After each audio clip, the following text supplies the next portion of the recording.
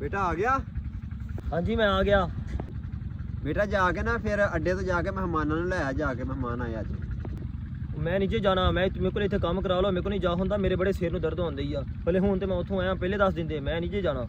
ਚੱਲ ਕੋਈ ਨਹੀਂ, ਫਿਰ ਮੈਂ ਛੋਟੇ ਨੂੰ ਕਹਿ ਦੇਣਾ, ਉਹੀ ਫਿਰ ਤੇਰੀ ਪੁੱਫੀ ਦੀ ਕੁੜੀ ਨੂੰ ਲੈ ਆਂਦਾ ਜਾ ਕੇ ਉੱਥੋਂ ਫਿਰ।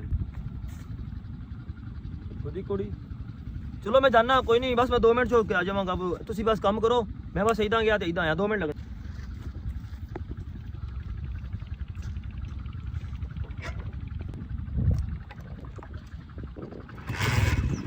ਰਹਿਣ ਦੇ ਉਹਨੂੰ ਕਹਿ ਦੇਣ ਲੱਗਾ, ਕਹਿਤਾ ਬਲਕਨ ਨੂੰ ਰਹਿਣ ਦੇ, ਆ ਜਾ ਤੂੰ ਹੁਣ, ਆ ਜਾ ਪਾਣੀ ਲਾ।